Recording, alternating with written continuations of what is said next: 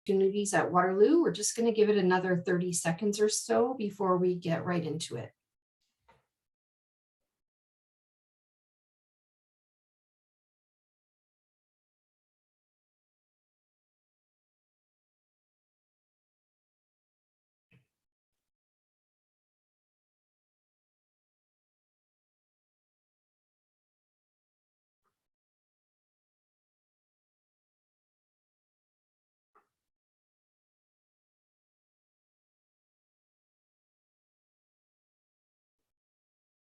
Okay, thank you everybody for joining us today and taking the time to be with us. My name is Heidi Musser and I'm the Associate Director, Graduate Financial Aid and Awards here in Graduate Studies and Postdoctoral Affairs, also referred to as GSPA for short.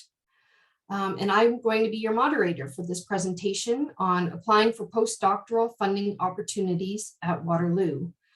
This presentation is being recorded and will be available on our postdoctoral funding webpage within a few days in case you wish to revisit any of the content presented here today. And if you require closed captioning, please click on the live transcript button at the bottom of your screen to start viewing the closed captioning. Today's webinar will be comprised of a formal presentation given by Professor Jeff Casello, our Associate Vice President, Graduate Studies and Postdoctoral Affairs, and Chair of our Institutional Selection Committee, followed by a Q&A period. Jeff is a professor both in the School of Planning and the Department of Civil Engineering, whose primary research interests are in transportation systems, planning, design, and operations. He's been our academic lead for GSPA for over 6 years and has read hundreds of graduate and postdoctoral scholarship applications. Way to go, Jeff. I'm sure all of you will value his perspective and insight into putting together a competitive application for one of these postdoctoral opportunities. Before I turn things over to Jeff, let me just give you a brief introduction about today's webinar. In addition to providing an overview of 2 brand new postdoctoral opportunities, plus the very prestigious AMTD fellowship, the session will give you important information, especially with focus on advantages of joining Waterloo as a postdoctoral scholar, eligibility criteria, the application process and timelines, and the institutional adjudication process. During our presentation, we encourage you to ask any questions you may have. You can ask these questions by typing your question in the live Q&A section shown in the bottom of your screen. And at the end of the presentation, we will take time to address as many questions as we can that have come in so that the entire audience can benefit. If we run out of time and your question hasn't been answered or you have follow-up questions, please reach out to me or to your prospective host supervisor, or to our generic email address, postdocs@uwaterloo.ca. We would appreciate your understanding that a lot of information will be shared today. This is considered to be a brief overview of the opportunities, and as such, I encourage you to rely on our website for full details. Finally, I would like to respectfully acknowledge that I live and work on the traditional territory of the Neutral, Anishinaabe, and Haudenosaunee peoples. Our main campus is situated on the Haldeman Tract, the land promised to the Six Nations that includes 6 miles on each side of the Grand River. Our active work toward reconciliation takes place across our campuses through research, learning, and community building, and is centralized within the Office of Indigenous Relations. So without further delay, I'll turn things over to you, Jeff. Okay, thanks very much, Heidi, and thanks everyone for joining us today. We're very excited at the University of Waterloo to be introducing some new exceptional opportunities for postdocs. And really, I think we can say honestly that we are transforming the way in which we consider our postdocs at the university, really concentrating now on creating community for our postdoctoral scholars and trying to advance their careers as well as the researchers with whom they're working. So we're excited to have you here today. We're excited to talk to you about the opportunities that we are launching at the university, as well as some established opportunities for our postdoctoral scholars. So here's the outline for today. We'll talk a little bit about why as an emerging scholar, you should choose the University of Waterloo to do a postdoc. We'll provide an overview of the opportunities that we're launching, give you some details on the timelines of those opportunities, talk a little bit about eligibility, talk about our adjudication process. We'll talk then about something that maybe doesn't get talked about enough, what you should expect from your supervisor if you do elect to be a postdoc here at the University of Waterloo, and to talk a bit more about some other opportunities that the university is offering, not through us as the central organization, but through our faculties. And then we'll tell you about the next steps, and we will finish up the afternoon here in Waterloo with some Q&A that my colleague Heidi will moderate for us. So let's jump into the content. If we're talking about postdocs, I think it's important to let you know how we define postdocs here at the university. So at Waterloo, a postdoc is someone who is within 5 years of having completed their PhD program. We really conceive and perceive of postdoctoral opportunities as transitionary appointments. So we want you to come to us as a postdoc as someone who is eager to establish their own trajectory professionally, whether that is in academics or as a researcher or as someone who wishes to be impactful in the community. So really, we're asking for those people who want to come to Waterloo and build upon their PhD work and transition to independent scholars or researchers or professionals, whatever that means for you. We don't want a postdoc to be someone who is going to be with us for a very long time, although we have that role available to us if you do wish to continue working in a research capacity, not on a faculty tenure track, for example, at the University of Waterloo, but that wouldn't be as a postdoc. After 5 years, there is a possibility to translate to what we call research associate. So I do want to differentiate between what a postdoc is and what a research associate is at the university. I think what you'll see, what we're offering here is we're really thinking about postdocs. And if those of you who are applying potentially for tri-agency postdocs, you'll see that the tri-agency NSERC, SHRC, and CIHR, they really specify very candidly, very low and very modest salaries for postdocs. And we're trying to recognize that our postdocs are emerging scholars. And if we want to attract the very best to Waterloo and give you an opportunity to be successful, then that has to come with the right financial support. And we'll talk about what we perceive to be good financial support for our postdocs when we review the programs that we want to talk about today. We know that you're also probably keen to do research, and sometimes that research costs money. And so along with our salaries, we are also considering some modest startup funds for our postdoctoral scholars as you join us at the University of Waterloo. Really, Waterloo, I think, is known for its disruptive and innovation in its research environment. And I think too often that disruption and that innovation is linked to our STEM disciplines. But I want to make it clear that these programs are available across all 6 faculties at the University of Waterloo. And so when we talk about disruption, when we talk about innovation, we're not talking about gadgets and widgets exclusively, although we have obviously a really active research program in, for example, engineering, but maybe more so in health technologies as an example. But that doesn't preclude really active research in areas in the social sciences, in the humanities. We have an Institute for Climate Change Research where we bring together, again, physical scientists, chemists, so on, biologists, but all engineers, civil engineers, mechanical engineers, but also folks from economics who are doing policy or political science who are talking about how to advance those things, or from environment itself, where we are talking about policy changes and governance. So I just want to make sure that when you read the words innovation and you read the word disruption, that you are thinking, again, across all 6 faculties and across all of the scholarly disciplines. Waterloo is known for its industry connection at the undergraduate level. We have the largest cooperative education program that are matching our undergraduate students with employers. We are building that capacity out into our graduate programs. And it is true that most of our research is externally funded by external partners. So not just industry connections, but connections to external partners that are, again, in non-government organizations, that are in governance and so on. So we really look to the external community to be part of the Waterloo's research agenda. So as a postdoc, you'll certainly have access to that. It's not to say you won't have access to industry, you certainly will. But if your work involves other elements that are not for profit, we certainly have those connections as well.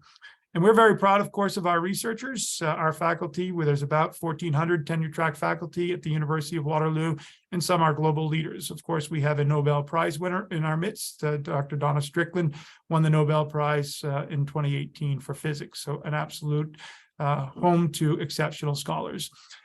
If you are a supervisor thinking about bringing a postdoc to Waterloo, obviously these programs are intended to attract global talent to the university, but we also expect you to help that postdoc in achieving their goals, to be a mentor to them. We want you to think about how postdocs could possibly grow your research portfolio and potentially expand you into areas that you normally wouldn't think about. We want you to think a little bit about how your research program can benefit from our postdocs, but also flip that concept a little bit to think about how Waterloo can benefit the scholars. And one thing that we're always eager to think about at the University of Waterloo is building connections. And we'll talk a little bit more about trying to attract postdoctoral scholars from top global institutions from around the world to the University of Waterloo later in the conversation. So why come to Waterloo if you're a postdoc? Well, we are Canada's most innovative university for the past 28 years. We have obviously exceptional research and academic programming. We have 30 university research centers that are centrally located and also within our faculties. And as I mentioned, about 13 or 1,400 postdocs. And Waterloo now is home to about 400 postdoctoral fellows. I think this is really important that, maybe a decade ago, we had a very modest number of postdocs and there wasn't a community. Some of the colleagues who helped put this event together, who are behind the scenes, will know that a couple of weeks ago, we had National Postdoc Appreciation Week. And of our 400 postdocs, we had about 150 of them come out in some capacity to be part of our Postdoc Appreciation Week. So this is really a place where postdocs are celebrated at the University of Waterloo, and there is an emerging community amongst our postdoctoral scholars across disciplines and, of course, across appointments. We're also keen now to make sure that it's not just your salary that works for you. We know that postdocs are often in the age where you are starting families, you are thinking about global mobility, and you want to be sure that there is a set of benefit packages that are available to you. So Waterloo is very careful these days and is working carefully with our colleagues to ensure that our postdocs are well looked after, not just in salary, but also in terms of the benefits they receive. So let me tell you about the opportunities that we are offering at the university. There are 3 that we'll concentrate on today. I'll also identify some others from outside of the university, as I said, that are offered by our partners in the faculty. And so here are 3: the AMTD Waterloo Global Talent Postdoctoral Program, the Provost Program for Interdisciplinary Postdoctoral Scholars, and the Provost Program for Black and Indigenous Scholars. I'll give you some more detail on each of those. So the AMTD program, it is a endowed program. One of our alumni, and I'll tell you about this in a bit more in a moment, donated quite a lot of money to the University of Waterloo to support this program. We are really looking for top scholars globally that really have an interest in being disruptive. And in this case, what we're really looking for are scholars who are eager to be visible. And by that, I mean your work is potentially of interest or can be translated to the broader community in a way that I think engages those in both the scholarly community, but also in the broader local community, but the global community.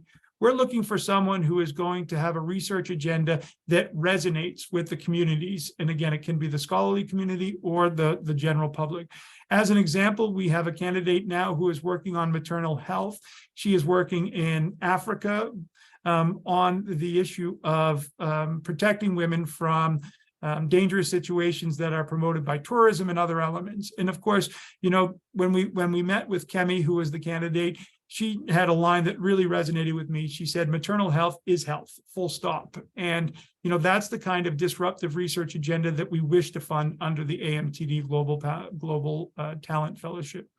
So we're really looking for people in that program to be bold and visible. Our second program that I'm happy to tell you about today is our Provost program for interdisciplinary scholars. So as the name implies, we are really looking for people who are working at the intersection of 2 disciplines. So how will we know that? Well, one of the ways that we want you to think about that is if your research would fit neatly within one or more of our departments, or preferably even one or more of our faculties. And really, we're looking for you to be able to tell us about how your work is approaching difficult problems from two disciplinary perspectives. My own experience as someone who is jointly appointed in civil engineering and in the School of Planning is to think about transportation systems. And we can think about the engineering of transportation systems, how to build them and to have them operate in ways that will motivate people to travel on a certain transportation mode.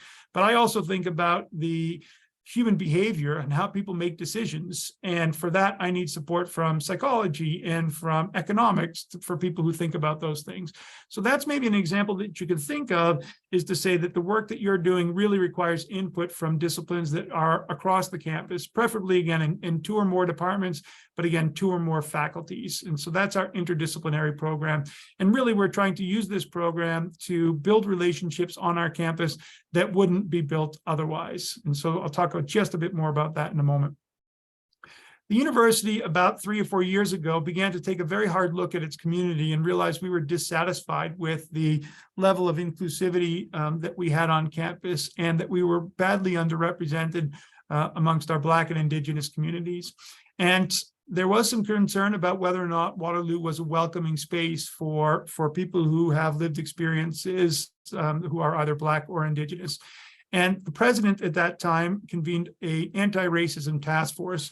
And from that task force came 85 recommendations to strengthen the inclusivity of the University of Waterloo. And one of those recommendations, or several of those recommendations, involved building a community of Black scholars and Indigenous scholars. And to that end, we launched an excellence hire where we now are recruiting and attracting and retaining top Black and Indigenous scholars at the faculty level. And it was a natural extension for us to think that, given the community that we had been building amongst our faculty complement, that it would make sense to bring together also Black or Indigenous postdoctoral scholars, both to support those researchers, those new colleagues, but also to engage in this community activity to help the university create communities that are inclusive and structured. And so we are really eager to welcome Black and Indigenous postdoctoral scholars to Waterloo, whose work, yes, can work in the space of Black and Indigenous scholarship, but also can be working in any area. But we are eager to recruit scholars who have an interest in supporting our communities and also benefiting from the community structure that we are putting in place for our Black and Indigenous communities here at the University of Waterloo. I think I can say honestly, and I wouldn't be able to say this 5 years ago, that the university is very well prepared now to welcome, support, and create places where our Black and Indigenous scholars have the opportunity to thrive. And that's really important to us as an institution. We want to be seen as a place, and we want to live up to that reputation as a place where we are supporting the goals of inclusivity and equity at the University of Waterloo. And this is just another step in that direction. So a bit more details on each of these programs. So the AMTD program, maybe the things that are most relevant to our audience today, is to think that we have 3 to 5 of these available annually. The salary is $75,000, which is more than any other postdoctoral program, at least those funded by the federal government. Banting, as you may know, is $70,000. So when we chose this salary of $75,000, we did that purposefully. There is a research fund that is available to the postdoctoral scholar of $7,500 to support your research. The appointment can be up to 2 years, and there is actually some additional funding that we've held back through that program to try and create a community of AMTD scholars amongst our postdoc who are here working under that heading. The interdisciplinary program is a $60,000 salary with a $5,000 one-time research grant. That is $60,000 annually. So that program also lasted 2 years, and as I mentioned, has centrally funded benefits. And this will start in fiscal year 2024, which means that we will be accepting our first applications already this fall. So fiscal year 23-24 begins in May of next year. So we are accepting applications for this program already this fall. And the same is true for our Black and Indigenous, same schedule. up to 5 of the interdisciplinary postdoc positions available annually, up to 4 of the Black and Indigenous available annually. Now, you may be thinking that you may qualify for more than one of these programs. So let me be clear. If you apply for an AMTD program and you are not selected for that, but your work does work in the interdisciplinary space, or you are eligible for the Black and Indigenous program, we may consider you. So an AMTD applicant may be considered for an interdisciplinary or Black and Indigenous. So if you feel like you qualify for the AMTD, then we encourage you to apply for that. The same is not true about the interdisciplinary and the Black and Indigenous. If you apply for those, we will not consider you under the AMTD heading. With the lone exception is that there is a specified fund under the AMTD program for Black and Indigenous scholars. So if you are Black or Indigenous and you wish to apply, you can apply for the AMTD and you will be considered in a separate pool. So essentially, we will consider interdisciplinary applicants independently, Black and Indigenous applicants independent to that pool. The AMTD, if you apply to that and you are not successful in the AMTD competition, we may consider your application under the interdisciplinary or the Black and Indigenous program. So I hope that that's clear. Here are the dates that you should be aware of. The programs are now launched. We are on this October 13th information webinar for prospective postdocs. One thing that is really important for you to know is that we will not accept cold applications. And by that, I mean, if you wish to apply, you have to be endorsed by a University of Waterloo faculty member or faculty members for the interdisciplinary program. So it's really important now that you begin the process of finding out who are potential supervisors for you to work with at the university. Again, we won't accept your application unless there is an endorsement from one of our faculty colleagues. So please do begin that process of finding good supervisors or good mentors to work with. Once you have that, we will hear from the supervisor by November 10th. We will receive applications up until December 1st, and then we will, over the winter holidays, we will make selections and we will begin to make announcements as early as February of 2023, and we will be inviting the new candidates then in the upcoming year from May through September of 2023. So those are the dates for you to be aware of. And again, I remind you to start thinking about who are the mentors at Waterloo that you might work with.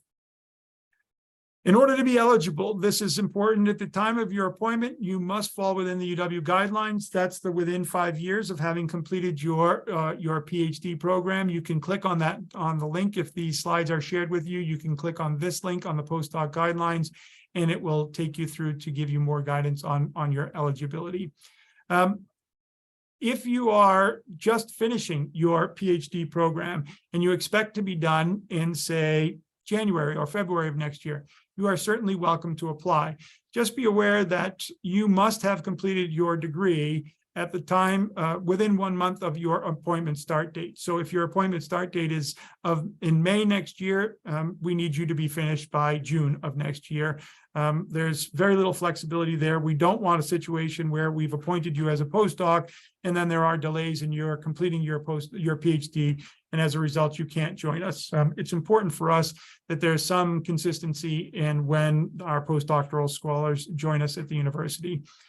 You can't be a faculty member elsewhere. If you are working as a faculty member, that precludes you from being a postdoc at the University of Waterloo. If you've already held a tenure track position elsewhere, that precludes you from being a postdoc at Waterloo.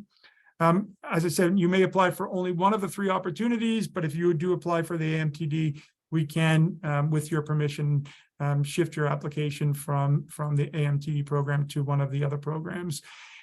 We say this about the applications from scholars outside of the University of Waterloo because, these programs are intended to attract top talent, particularly the AMTD program. We're really eager to bring global scholars to the University of Waterloo.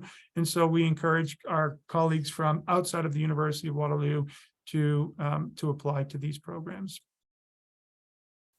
I'll just go quickly through some of the mechanics. So how to apply? The first thing to do is to connect with the University of Waterloo faculty member. And once you've done that, then you can ask that person. Once you've had those conversations, you can ask our faculty colleagues to endorse you for your application for this program. Once that happens, once we receive that endorsement from our faculty colleague here at the University of Waterloo, then we will be in touch with you to let you know that we've received that endorsement from our colleague. And then you can begin to contact your referees and receive the reference letters. And finally, you can submit your application online with the December 1st deadline that we've already talked about. And there are some application components that you can find out more about on each of the competition's web pages. I chair the adjudication committee, as Heidi let you know at the beginning of our conversation today. We look at these as a committee. There are a diverse group of senior leaders who are part of that, and certainly those who are part of that committee are coming to that committee with a number of lenses. They are typically very well-established researchers. They are very well-established administrators. They have read many, many of these kinds of proposals for tri-agency competitions and for other competitions at the university. And so the people who are adjudicating your applications typically are very well-versed from a broad array of disciplines to be assessing the caliber of both your proposal and your academic accomplishments to date. As I mentioned earlier, we take equity, diversity, and inclusion incredibly seriously here at the University of Waterloo, and so we undergo unconscious bias training. We are working with our Office of Anti-Racism. We are working with our Office of Indigenous Relations to ensure that the appropriate lenses in terms of lived experience of the selection committee are sufficiently diverse to ensure that we are being inclusive in our process. I have great confidence that we have at Waterloo processes in place that would never result in someone being excluded because there was a lack of understanding of their lived experiences. I have great confidence in our capacity to be equitable and inclusive in our assessment of candidates' applications. We will shortlist the candidates depending on the number of applications we receive, and then we will have conversations with those who are on those short lists, either in person or virtually. There's a lot that can be gleaned from reading your CVs, from reading your proposals, but the experience that we've had is that having a conversation with you and learning more about you through a one-on-one or one-on-one with the committee kind of conversation, that is an exceptional way to advance our understanding of your areas of interest, your potential contributions to our community, and how our community fits well with achieving your personal and professional goals. And then, as we said, we'll make offers by mid-February with a reasonable window for you to accept or decline those invitations to join us. And then we are eager to host you as early as July 1st, but certainly not later than September 30th of the upcoming year. I'll just conclude with a couple of thoughts on what you should expect from your supervisors. We don't want you to come to Waterloo and feel like you are working independently. We want you to come to Waterloo and feel like you are part of an engaged community where you are meeting regularly with your mentor, reading regularly with your mentor's research team. We want you to feel like you have an opportunity to collaborate and mentor those who are in your research group. So this can include other postdocs. It can certainly include graduate students. We have a really robust undergraduate research program at the University of Waterloo where we invite undergraduate students through a tri-agency funded undergraduate student research assistantships. This happens regularly. And of course, our co-op program allows for our students to get placed on co-op in our research programs. And so you may, as a postdoc, have the opportunity to mentor any of these colleagues and support them as they do their research. At Waterloo, ethics and ethical standards are a necessity. They are highly regarded. They are standards, of course, across all of our research. And so when you come to Waterloo, you will be expected to adhere to and will be trained in the right standards of conducting research. We want you to also, we know that there is a work-life balance, even for postdocs, and some of our current postdocs tell us that they are just learning about how to manage their work-life balance. But we want you to take things like vacation, talk to your mentor, and know when it's the right time for you to get some time away. We want you to have time to be with your family. We want this to be a time when you are done being a postdoc at Waterloo, that you look back on very fondly about your time at the university. And we mean that seriously. We want you to leave here having felt like Waterloo was an important part of your growth as a scholar and as a person, and we supported you holistically, not just as a researcher. Don't be afraid to reach out to us. There is the startup funds that we've talked about, but if there is something that can be incredibly impactful for your research, but for the university as a whole, there can often be ways in which we can support that. So never hesitate to reach out to us to help support some terrific ideas that you're having in terms of being, again, bold and visible with your research activities. We will ask you, if you are a successful candidate, to help us know what's going well for you, to talk to us about the things that you've accomplished here as a postdoc, because we want to be able to tell the story to the next generation of postdocs about how Waterloo has been transformative for our current group of postdocs. So we will provide that support with you, but we will ask you to do a little bit of reporting. In terms of what else is available, we talked to you about the 3 centrally provided, but if your interest is around communities, our Faculty of Environment has a terrific program called the Kaivan Communities Postdoctoral Program. I encourage you to have a look there if that is where your area of interest lies. Our colleagues in the Faculty of Arts has the Lupina Foundation, which is really looking on the social determinants of health, looking at the intersection of health, society, and technology. So again, if you feel like you can compete in that space and you are interested in a postdoctoral research program that is consistent with those goals and objectives, I encourage you to look at what's happening in the Faculty of Arts. And our Faculty of Mathematics has a prestigious postdoctoral fellowship that is run through the faculty. And this is really looking at folks who are working in one of our disciplines in the faculty, a terrific salary there of $75,000 plus a $15,000 research stipend. So I encourage you, if you are a mathematician or working in scholarship in the areas of mathematics, to have a look at what's being offered there. Just to give you a sense of who's been successful under the AMTD and how they came to us. So we've had about 200 applicants in our last 3 competitions, and you can see that they've really come from around the world in some globally competitive institutions, the University of California, Berkeley, Cambridge, our colleagues at the University of Toronto and McGill and Queen's here in Canada, the Catholic University in Leuven, in the State University of Ghent. These are globally recognized institutions. So just wanted to give you a sense of where we're attracting people for our AMTD scholarship. So thank you for being here. Thank you for listening. And thank you for your interest in the University of Waterloo.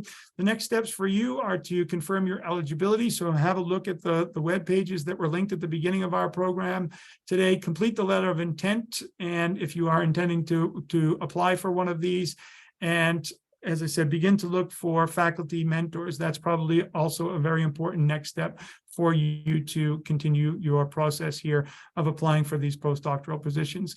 If you have any questions, you can follow through to this link, or my colleague Heidi is a wealth of knowledge. You can always reach out to Heidi. She can, and if she doesn't know the answer, she'll certainly direct it to those of us who can help with the answers. So Heidi, I think that's it for me. I'm going to take a pause and maybe we can open things up to questions and answers.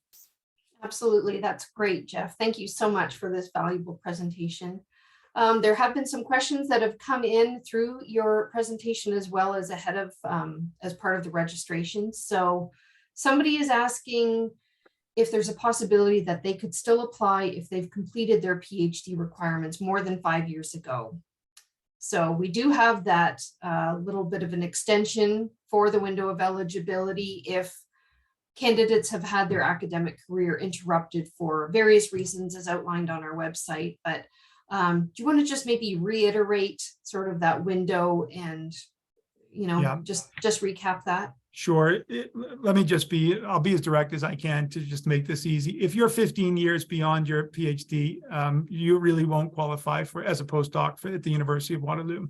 If you're 5.5 years beyond your PhD and you were interrupted because you live in a part of the world where war is taking place and you lost a year of scholarship or more because of that, if you've taken extended family leaves and those were interruptions in your, or I shouldn't say interruptions, I don't mean that negatively, of course, those were pauses in your academic progression, then we consider that as well. So certainly if there have been the kinds of things that disruptions or interruptions that have paused your academic progression, we take that into consideration, but within reason. And so again, essentially you can do this very simple math.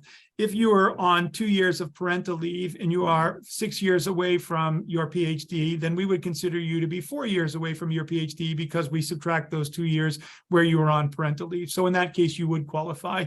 If you're 15 years removed from your PhD, it's really hard to sum things up to 10 years of interruptions where we get back to. So I hope that's helpful, Heidi. Great. Thank you, Jeff.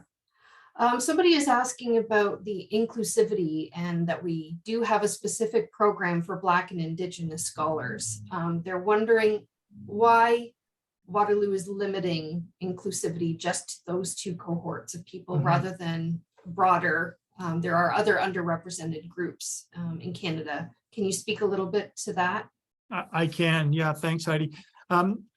In order to provide centrally funded programs for any equity deserving groups in Canada, we have to, as an institution, be able to demonstrate that we are actually underrepresented in those equity deserving groups. And at the moment, Waterloo's data collection process has concentrated on Black and Indigenous groups as those that we can quantitatively and definitively say are underrepresented at the University of Waterloo. And so we are allowed legally now to provide some support dedicated to those two groups. It's certainly our expectation at the university that as we learn more about our community and we learn more about those groups that are underrepresented, and as we have data to support the underrepresentedness of those groups, that we will broaden those definitions to increase the inclusivity. But at the moment, we are only able to provide these opportunities for Black and Indigenous scholars. But certainly we see the value of increased diversity on our campus and in our communities. And as we're able, we intend to broaden the scope. So I hope that's helpful. Great, thanks, Jeff. About the research statement as part of the application requirements, can you speak a little bit more about the expectations in terms of the granularity of the proposed timeline that applicants need to include? Yeah, thanks. So as these programs are 2-year programs, and I can tell you this, that when we read the research statements, so maybe I'll just share some anecdotes. I'm an engineer. I have some technical competencies, but there are times when I read pure mathematics applications and I really don't understand a lot of what I'm reading. Candidly, I don't. And the balance always is for when you write your research proposal, there's 2 things that you're trying to accomplish. One is to demonstrate to the reader that you have the technical competencies that is necessary to do the research project that you're talking about. But the second element that often gets lost is what's going to be the impact of your work. And I think that when you are writing your research statement, the granularity really has to be the individual elements of the research proposal that you're putting forward. So in time period 1, you're going to establish the problem, you're going to do some literature review, you're going to understand what the previous work has said and document best practices. And then in item 2, maybe you are going to spend 6 months really conducting experiments. And when you describe those experiments for us, again, you have to give us confidence that someone in your discipline could understand and have a confidence that you're well positioned to do that work. And then you should always be filling in for us the outcomes and the importance of the work that you're going to do and why that's going to be impactful. So I would say as you write these applications, try to get that balance right between the granularity of the details of the specific technical work you're going to do and the impacts you're going to do, and give us an approximate timeframes of what are the individual pieces of the work that you're going to do as part of your overall postdoctoral experience. Wonderful, thank you. I'm not sure if you're going to know the answer to this, and if you don't, then maybe one of our colleagues behind the scenes could assist with this, but are applicants required to have completed their English assessment tests in order to apply? Yeah, so I don't think, Heidi, we have a language requirement as part of our application. But what is necessary, I think, is that that you are able to communicate effectively both in your discipline, but also in our broader community. And so if you come to Waterloo and you are a mathematician, and again, and I'm only using math because I think mathematicians have their own language in ways that they communicate, that, you know, that their English language skills as a mathematician may not have to meet the same standard as someone who is studying Shakespeare, for example, at the University of Waterloo. And so I think that the English language requirements are that you are going to be disciplinary successful, but you are also able to engage meaningfully with your research group. It would be, I think, a missed opportunity to come to Waterloo and not be able to engage meaningfully with your community, both in the research group, but broader at the University of Waterloo. And I think that will come across in a couple of ways. In your initial conversation with a potential supervisor, I think there'd be some evaluation of that. And then if you were to come to a short list and we were to have a conversation with you, I think that would be candidly something we would think about. Now, if you're a global scholar and we're interested in and demonstrated the capacity to improve your English language skills, I certainly would welcome you to the university where we would help you and move forward with that. Okay. And there are candidates or audience members here who are wondering if they could continue working with their PhD supervisor or a professor from their department for their postdoc. So I think you just need to recapture that essence of attracting global talent, and that the intention of these programs is to recruit. Yeah, I think that's right, Heidi. So if you're a current PhD student at the University of Waterloo, certainly we're proud of you. I mean, in graduate studies, we are eager to have our own students succeed and accomplish their goals. These programs are largely looking outward to attract global talent to the university. Certainly the AMTD program has that as a specific goal. I think the interdisciplinary and the Black and Indigenous programs, we may have a bit more flexibility. But if you are already one of our students, there would have to be a compelling reason for you to continue your work here as a postdoc, having finished your PhD. And so I'll just give an example to say, suppose your work required a piece of equipment, and Waterloo was one of the only places in the world that had the equipment that you needed to continue your work, then we would consider that as a unique circumstance. But again, we're really trying to attract global talent and external talent. And so I'll say candidly that in a situation where we were filling the last spot for a postdoctoral position, and there were two candidates, one from Waterloo and one from outside of Waterloo, we would be more likely to try to attract the external candidate. I think that's just the nature of the programs that we're carrying out. Great, understood. Thanks, Jeff. Somebody's asking if you could explain a little bit more about if a student or if an applicant is applying for the global talent, and if they want to be considered for one of the other opportunities, how do they go about doing that? So there is actually a couple of checkboxes on the application form itself that says if they're not able to be offered an AMTD, do they want to be considered for one of the others? So yeah. Can I just say a couple words? Evaluate. Yes, for sure. Yeah. So we don't want to presume when you apply for the AMTD that if you're not successful there, that you'll automatically default into those the competition for the other awards. So we want to leave that agency with you as an applicant. And so if you do apply for that, we give you the opportunity to let us know that if you're not successful as an AMTD candidate, should we consider you in the other pools? And if you say yes to that, then we will by default move your application. If your work is interdisciplinary, or if you are Black or Indigenous, we will move your application into those pools. And we'll certainly let you know that we've done that, and we will consider you though in those pools. So again, the agency lies with you. So if you are applying to AMTD, let us know whether or not that's something you want us to consider. And as you know, we often get questions about arm's length referees. So somebody's asking, can a professor from the same department or institute where the PhD student is working be an arm's length referee? So can you maybe just go into a few examples of what would be considered arm's length? Yeah. When we talk about arm's length referees, what we're really looking for is someone who will give an unbiased assessment of the candidate's work and the candidate's potential as well. So let's imagine that you are from the University of Waterloo School of Planning and you're applying, and one of your PhD supervisor's colleagues is providing a reference letter. Well, I think that there could be an interpretation that that letter writer has a motivation to support the colleague's PhD student for a postdoc. And so it would be difficult for me to consider that letter writer to be arm's length because of the motivation that they might have to support their colleague. Now, if you have a supervisor who works in a discipline and there is another faculty member who works in that discipline at another institution, your supervisor and that other faculty member have never collaborated on any work, then that's a true arm's length referee. I know that grants have become it's very common with grants to have 30 applicants on a grant. And, if your supervisor is on a grant with 30 other faculty members, but have never worked with 25 of them, even though they're on the grant together, any one of those 25 could be a suitable arm's length.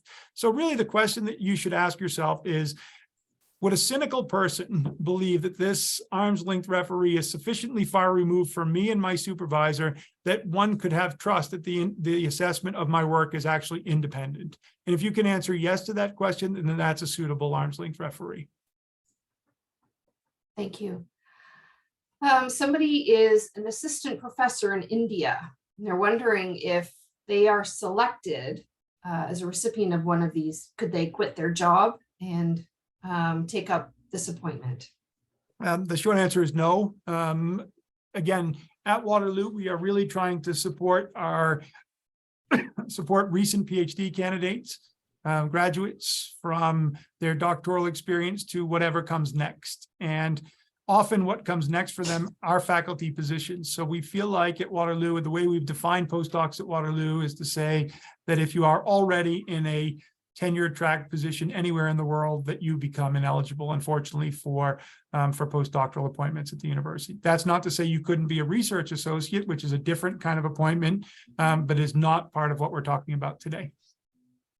Great, thanks for clarifying that. What is the best way and time to reach out to a potential supervisor? Yeah, so this is always the biggest challenge, I think, for our colleagues. How do you find someone at Waterloo that you want to work with? And I'll be blunt and say that we are not yet thrilled with the way we present ourselves to external folks. So let me give you some advice on how to do this. The University of Waterloo is arranged by disciplines, not necessarily by the theme of your research work. So, for example, if you're interested in climate change, you might be interested in climate change from the perspective of a biologist, or from the perspective of a civil engineer, or the perspective of an economist.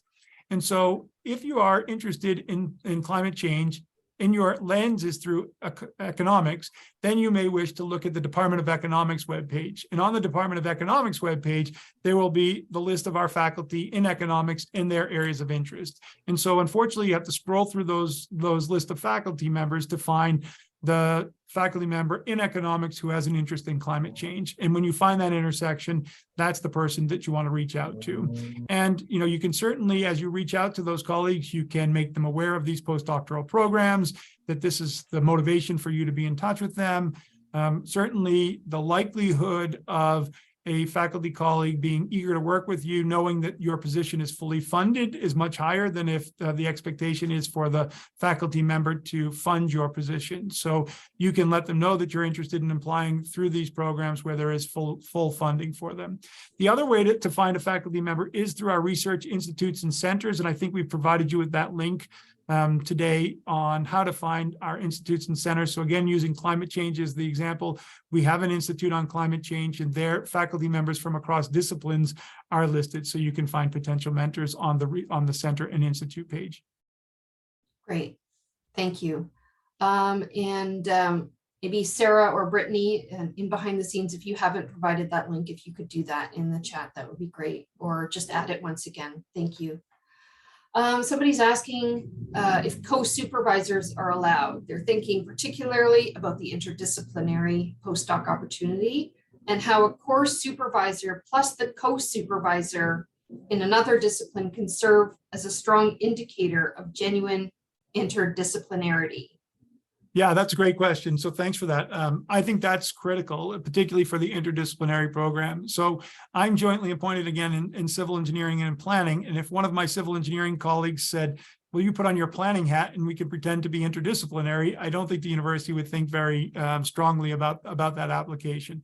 But again, if you were, let's say you were thinking a little bit about water quality and you had a co-supervisory team that included someone in the physical sciences, say a biologist, and someone who was in the Faculty of Arts who was working in philosophy on ethics of water quality, or someone in the Faculty of Environment who was talking about clean water availability in Indigenous communities, that would certainly be a strong interdisciplinary team. And so I think what we're hoping internally is happening at the University of Waterloo is that when someone who is interested in the interdisciplinary program reaches out to a core faculty member, that core faculty member may reach out to one of their colleagues with whom they haven't yet worked and said, let's work together and try and recruit this top postdoc to Waterloo. So by all means, co-supervisors are strongly recommended, even for all the programs, not just for the interdisciplinary, but probably should be considered a must as part of the interdisciplinary program. Yeah, thank you. And I do believe that we actually specified that for the interdisciplinary opportunity specifically, that there must be 2 supervisors. So, and that's part of the application form as well. Okay, somebody's asking what a letter of intent is. Perhaps it's just the terminology or expression.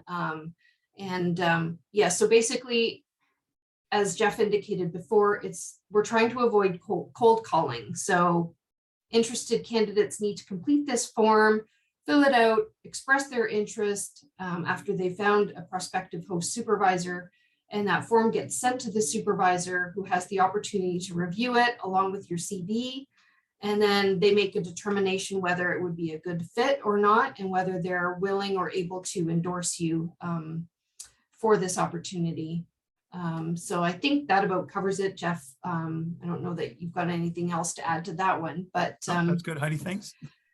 Somebody else is asking if they have, I'm trying to interpret what they're saying here, but if they've got an appointment offer for a postdoc, but they haven't started it yet, could they still apply for one of these opportunities? Yeah, that's sort of in the gray zone for us a little bit. Again, we're trying to recruit talent, and if you've already been recruited, that's wonderful. But if your work, I think if your work fits under the heading of the interdisciplinary or the Black and Indigenous, we would certainly consider you to be funded through that program. On the AMTD, I think probably there's less of a likelihood. There would have to be, again, I think a really strong argument that we should consider you there if you've already been recruited to Waterloo. Great. And somebody was just asking about if there's flexibility with the start date, especially if they've got a dissertation fellowship that extends beyond September 30th. So our recommendation would then be that you would apply for next year's competition instead. So we do want to make sure that the successful candidates align with the correct cohort and have that collegiality amongst their peers of scholars for these opportunities. So if you're not going to be completed your PhD requirements at least 1 month prior to your appointment start date, then you should be applying next year. Maybe I could just add a little bit to that, Sure. Heidi, to say that, I'll be candid with the group and say that, we are trying to create a cohort mentality here and create cohorts of scholars that come together under the heading of these programs. And we think that there's great benefit for you to come as part of a cohort of 4 or 5 of these of postdocs and share your experiences and again, benefit from the community that's happening at Waterloo. And from the university's perspective, it's fantastic for us to be able to tell the story about having 5 exceptional scholars all coming who are going to work interdisciplinarity, but will come as a cohort. So it's important to us that we have some degree of certainty about your start date, just being candid. Great, thank you. Well, Jeff, that actually wraps things up. We've run out of questions. So I'd like to thank you, Jeff, for offering your services and wonderful presentation. We've got a lot of compliments. Everybody's grateful. So thank you. And I just want to thank all of our attendees for participating, asking their questions, and attending our session. My sincere thanks to our GSPA colleagues assisting behind the scenes, and Jeff for the very insightful presentation and for taking the time to answer so many questions. If you have any follow-up questions, feel free to reach out to me or to your prospective host supervisor for assistance. Brittany or Sarah, if you could again add our generic email address, postdocs@uwaterloo.ca in the chat, that would be great. That's also monitored. Again, a recording of this presentation will be posted to our postdoctoral funding webpage shortly. And I thank you for coming, and I hope that all of you enjoy the rest of your day. Thanks. Bye for now. Thanks, everyone.